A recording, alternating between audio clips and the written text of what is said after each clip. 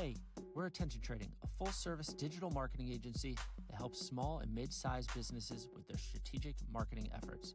From websites, design, social media, and ads, our goal is to create marketing alignment for our clients. You may not realize it, but the majority of businesses lack a solid marketing strategy and plan. That's where we come in. On this show, we talk with business owners, founders, and marketers to uncover the secrets of their success when it comes to starting and scaling a business. This is the Attention Trading Podcast. What's up, everyone? Welcome to the Attention Trading Podcast, where we talk with CEOs, owners, founders, and marketers about how they grow, scale, and operate their business. My name is Max Lowy. I'm here with my co-founder of Attention Trading, Steve Alves. Today, we have Lindsey Carnett, a renowned marketing and PR expert featured in Forbes' Most Powerful Women Business Leaders. With accolades including Top Women in PR and multiple 40 Under 40 awards, Lindsey is celebrated for her global impact on PR strategies and her appearances in top media outlets. Lindsey, welcome to the Attention Trading Podcast. Thanks for having me. Yeah, no, we're super excited to have you. We were just talking before, we've had a lot of great small business owners and operators, and you're probably one of the few marketers that we're having on the show. So to really be able to highlight what you do, how you do it, it's exciting for us to talk a little shop here. Yeah, look forward to it. Yeah, so I'd love to dive right in and have you tell us a little bit about you, your background, and what you're currently up to. Sure. Well, I have been doing marketing and PR for the last 20 years, and I got my first placement in the Wall Street Journal above the fold on a Monday morning, which is usually the pinnacle of PR professionals' careers. I did that during my internship, and I was like, wow, this is really great. I really like it. And I played soccer in college, so I would set up interviews on my BlackBerry with the little wheel on the side of it. And so that was really fun for me because I said, oh, you can travel and you can do this. And then I got into the world of direct response television.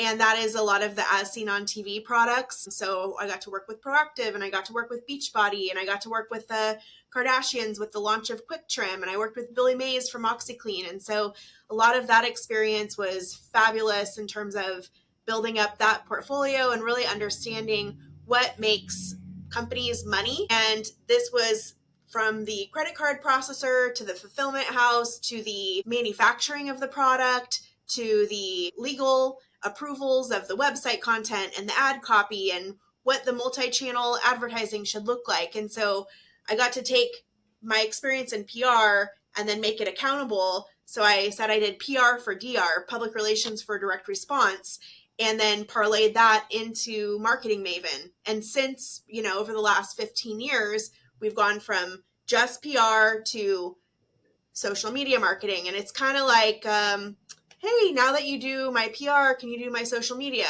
Now that you do my social media, can you do my social media advertising? Now that you do my social media advertising, can you do my influencer marketing? Now that you do that, can you do my market research? And so we took all of this and then have turned it into the Marketing Maven method, which is a easy to follow process for any size company to really make sense out of what should I do with this whole marketing bundle that everybody is so intimidated by today. We find ourselves in similar scenarios where we want to be able to create that one-stop shop, right? And It's easier to have that one client be happy, especially if they're happy with one service. How do we continue that experience along the way for everything else that they might need? So, I mean, it totally makes sense. For us, I guess one of the challenges that we see sometimes is that talent, bringing them on, whether internal, external, and making sure that they're able to do the work that we're expecting at the level that we expect them to do. Is that a challenge that you face sometimes, or how do you typically deal with talent on your team? Well, everybody's trained. And we cross train. So sometimes we're really heavy in PR, sometimes we're really heavy in market research, but the whole concept of being integrated is that everybody knows what each other are doing, and we're working from the same master plan. And that's the whole reason why we initially do the market research, then we do the marketing strategy, and then we do the implementation. So if we have this strategy in front of us and the client's on board with it and our team's on board with it, then each person has the piece that they're doing and it's working into this overall business objective for the company, as opposed to piecemeal. And that's what you typically find is like, I thought that person was doing that. I thought that person was doing that. But that's not the case for us. We use a platform called Teamwork, and it does exactly that. It makes us work as a team, and everybody has their direct actions, and everybody really knows what the key objectives are. And we have our team on client calls too, and everybody's reporting on their piece of the puzzle. So that's a good segue into the introduction. I do the technology side of this partnership.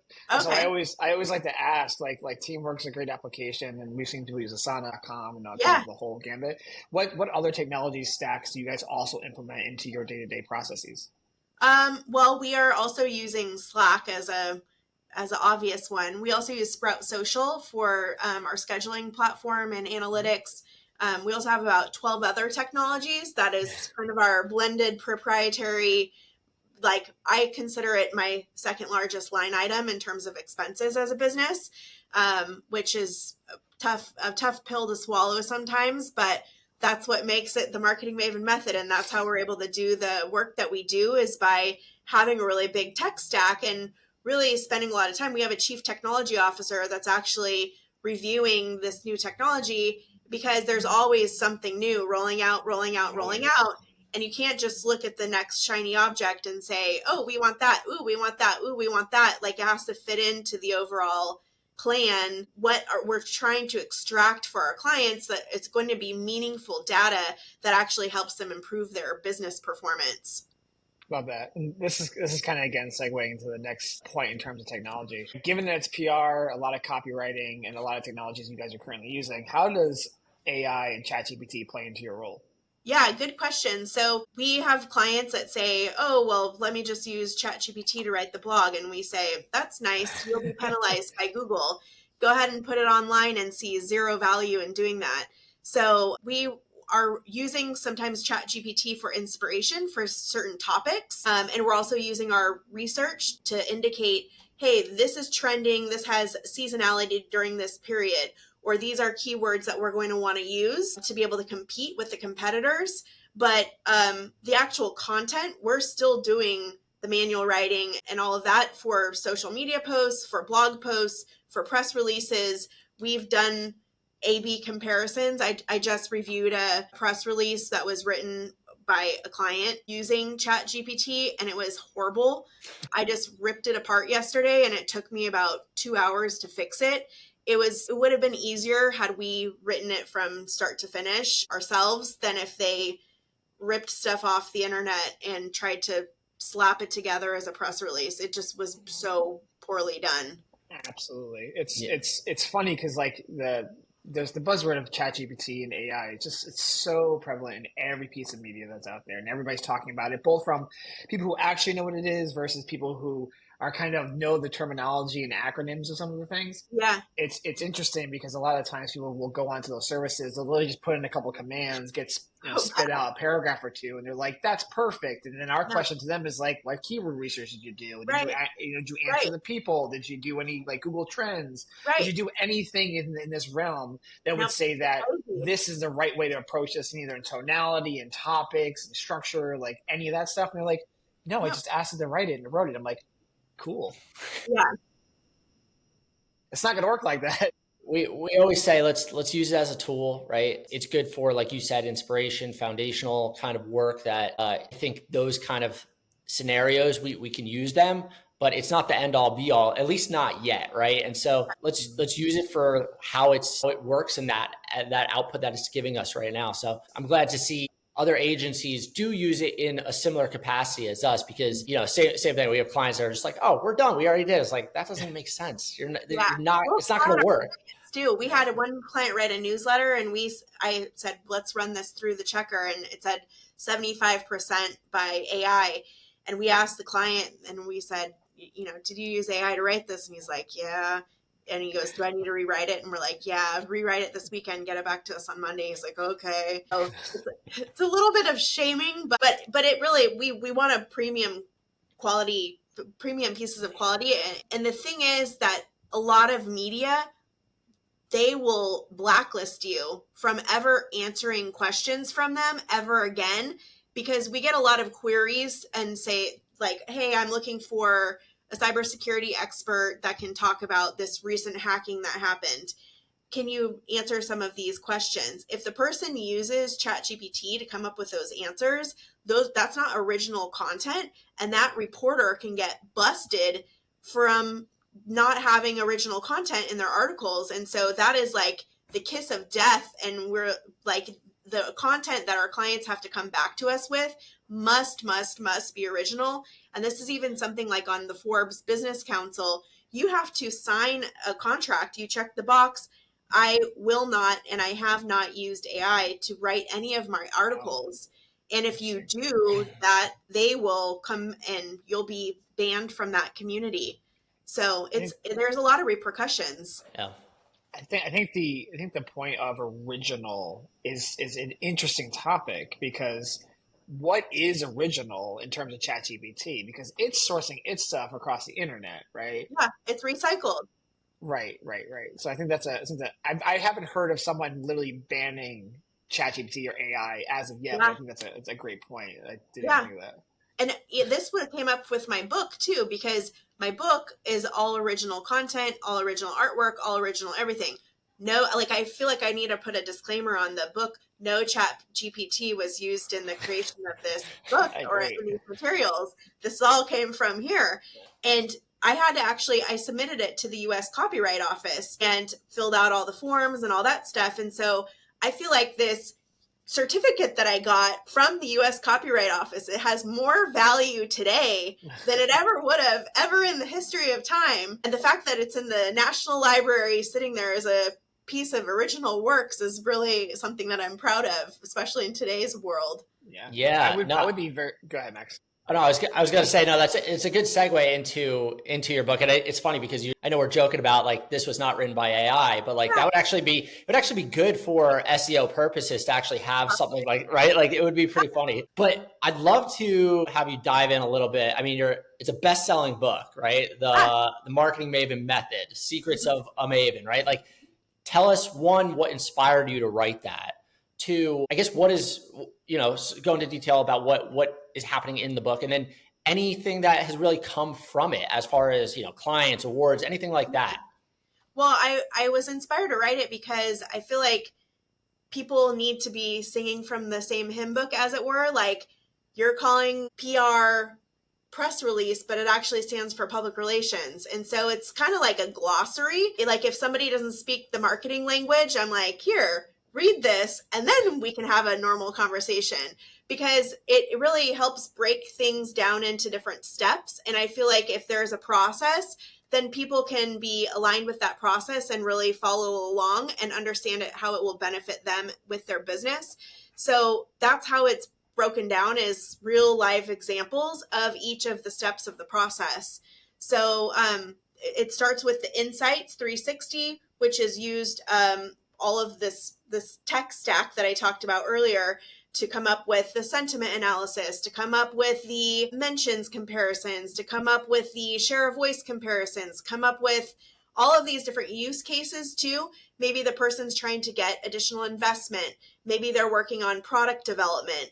Maybe they just got VC money, or they just did a Series A and they need to determine how they can best spend the money without just throw the spaghetti at the wall and see what sticks strategy, which is not a strategy. And then on the strategy section of it, it's really like, what should the cadence of their blog posts be? And what should the content be in their social media content? And really based on the personas from the initial market research, what should the creative look like for them? And then on the implementation side, the third step, what are all the things that should be done? Is it going to trade shows? Is it live event activations? Is it social media content or digital advertising or traditional print advertising? Or what really should there be their channels of distribution, and what marketing activities can support that? That's awesome. And as far as, I would assume that really the way that you're explaining, and it is kind of like a glossary to be able to speak marketing, right? Yeah. So there's not a specific industry or a stage for a business that it makes more or less sense for, right? No. You could be a chief marketing officer. You could be a managing partner at a private equity group. You could be a mom and pop shop where you could be somebody writing something on a back of a paper napkin. It really doesn't matter. It's really agnostic to industry or business stage. Very cool. As far as your business, your ideal customer, what does that look like? Do you work within a specific industry? Do you prefer a specific industry or a specific kind of client over another? We're working in all industries. I mean, we're even the sectors like business to business, business to consumer, business to government. I mean, we have government agencies that we represent. We're a federal contractor. We have a lot of certifications like women-owned small business, and we're CUPC certified with the Utilities Commission and all of these types. So we can work with a lot of different types of businesses. Same thing with the sector too, from healthcare to consumer technology to there's the pet category and the housewares category and just all of these different. We have been doing this for like under Marketing Maven for the last 15 years. You have a recruiting issue? Great. We've done 5 other recruiting projects, and we know here's how you set up the landing page, and here's how you set all this up on these channels, and here's how you measure everything. All of these different use cases, like you're only in retail and now you want to go direct to consumer? Great, done that. You're only direct to consumer and now you want to go into retail? Great, got a solution for that. Yeah, I ask because, there's a lot of agencies out there that are very niche down. Yeah. And, I met you when I was at LaunchBoom, and LaunchBoom works across tons of different industries. So I had an idea that, you're not industry focused, but for us, we're the same way. And I think our reasons are we don't want to get bored. We want to continue to learn, and we want to be able to take learnings from over here and kind of introduce them because we know they've worked, right? And so we can kind of utilize that data elsewhere. It's nice to talk to other agencies that feel the same way, because a lot of those, everything that you see now is just like, we're this industry, we're this industry, we're this industry. It's more fun that way. I mean, quite frankly, I love variety. And so if I could get educated, we are working on femtech products, and we're working on, all different types of innovations. And that's really fun for me to be able to learn about different industries and start consuming them and really getting into it, because we learn it through the market research, and then we actually wind up educating our clients on the stuff that they didn't know about their industry or their competitors. So that's awesome. I think the reason why agencies will have such a heavy specialization is because it's making them a big target for an acquisition. So if somebody says like, oh, I'm a healthcare marketing firm, then, they're laser focused on healthcare, and that's all they do all day, every day.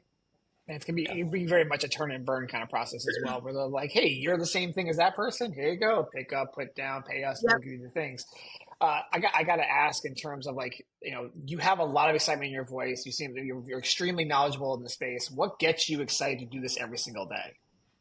Well, like I mentioned, I was a collegiate athlete. I like winning. So any win for my client is awesome for me. Like their win feels like my win. When somebody sells out a product, when somebody goes and gets big investment, when somebody exits their company. I mean, one brand that we helped start probably like 10 years ago, they just sold for, I think, $450 million. And we set up their advisory board. We set up all their social media. We set up all their PR. We set up everything having to do with the brand. They've been able to build on that. And now they just had a huge exit. And for me, that's satisfaction, because I'm like, yep, job well done. Good job. Give yourself a pat on the back, and like, that's a really big win. Yeah. But when there are entrepreneurs that get to have an idea, and then they can quit their jobs, and then they can go make it big, and then they're in the Container Store, and then they're in Walmart, and then they're, in QVC, and then they can hire more staff. Like that for me is a really great feeling, because I can help people achieve their dreams, and really they get a whole outsourced marketing team, and we're part of a winning team. And I just saw the U.S. women's national team get their gold medals, and like I'm like, oh, those are my girls. That's really the feeling that we have with our clients. It's awesome. It's funny because you mentioned that, because actually one of the girls that are on the team, her mom works at Southern, was the school that Max and I went to. And we knew her, and I was like, wow, that's crazy. Like, 'cause you don't think these people come from like your town, right? I played against Hope Solo in high school and the Final Four in Washington State. So that's my year is the Hope Solo time frame. She was part of the Richland Bombers. I was part of North Kitsap High School, and I remember her getting on the field and the rain was pouring sideways and she scored a header goal on us, and I was like, holy smokes. We called her Han Solo because she's huge. That's so funny. Yeah. That's pretty cool. So I have a question. I know you do a lot of networking. As far as mentorship, as far as groups or support for you yourself, is that something that you do? Is that something that you believe in? Has that helped you grow professionally, personally? Is that something that you do on a regular basis? Yeah, I used to not do that until I got involved with the Goldman Sachs 10,000 Small Businesses program. This is probably back in 2013. And there was a woman in my group that said, do you have any certifications? And I'm like, you don't need certifications in marketing. You just, we're not doctors. We don't need to get certified. And she goes, no, you're not understanding me. And I'm like, well, what do you mean? And she's like, no, like women-owned small business. I'm like, I don't need handouts because I'm a woman-owned small business. I can compete with the guys. And she goes, no, you're not understanding me. You could triple the size of your business. And I'm like, really? And so I found this guy that helped do certifications, and I probably referred him to tons of people, like dozens by this point. But he helped us get all of our different certifications and go through the whole process. And after that, I learned about all of these organizations that exist that I never knew about when I started my business at age 26, which were like Women Presidents Organization and Vistage and all of these groups. And I'm like, wow, this is like a support group for entrepreneurs. This is great. So I've since been a Vistage member for almost 10 years. I've been a Women Presidents Organization member for probably 8 years. And they've wound up being my clients too. Like, never pitched them, but Women Presidents Organization said, hey, we're actually looking for a PR agency and we'd like to hire you guys because you're a member. And then we did market research for Vistage. And so this has just kind of come full circle. But I have a great relationship with the people in my groups, and it's super helpful to navigate all of the twists and turns, and especially during COVID, we've had some major landmark events happen over the last 15 years. And especially being an employer in California, our laws just change, which is very difficult. So I'm like, yeah, if you can be a business owner in California, you can be a business owner anywhere. Makes sense. Yeah. Well, that's good to hear that you get a lot out of those groups specifically. So it's always good to hear. Steve, I know you have one last question you'd like to ask all of our guests. Yeah, well, it's actually a two-parter. Part of it's education, part of it's personal. So the first one is, like, Max and I are big on education. Read several books a year, listen on audiobooks, just trying to elevate ourselves and then be able to disseminate that to either our employees or 1099s, what have you.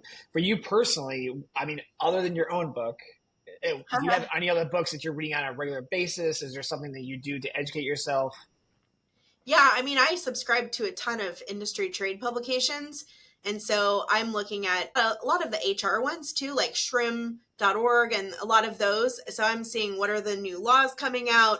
I do a lot of webinars for like employment webinars. And I stay up to date with like the new Federal Trade Commission rulings and a lot of case law for the FDA too, because we touch a lot of supplements. So I'm consuming a massive amount of articles, not as many books, more like up to date current information, and a lot from like Inc. magazine and Entrepreneur and Fast Company. And I want to see really like case studies of how are different business leaders working with their staff and what are some of the new techniques that are out there. So that's really more of my reading is like in sprints.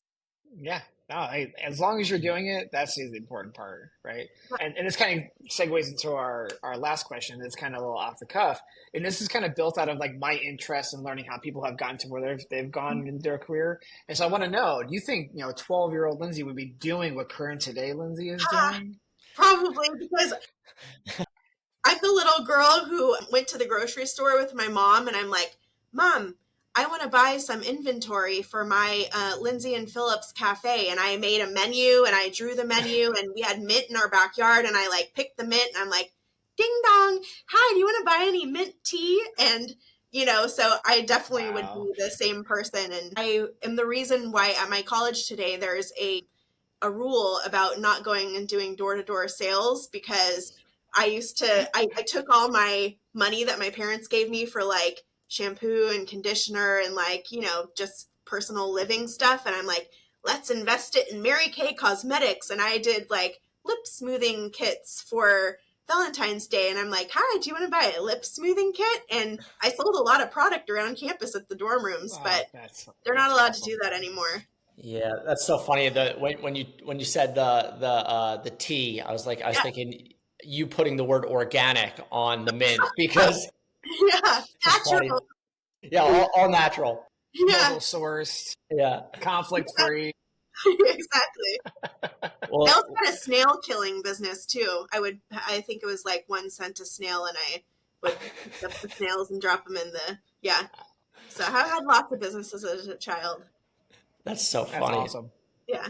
It's one, we really appreciate you taking some time out of your day to chat with us. My question is, if anyone wants to follow you, find you, where's the best place that they should look?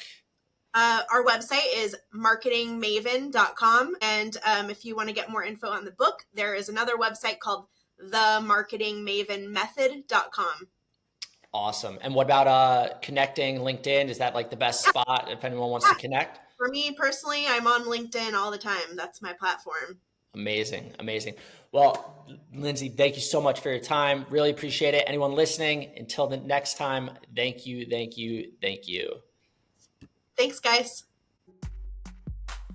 That's a wrap for this episode of the Attention Trading Podcast, where we break down what's working in marketing so you can capture, convert, and keep attention.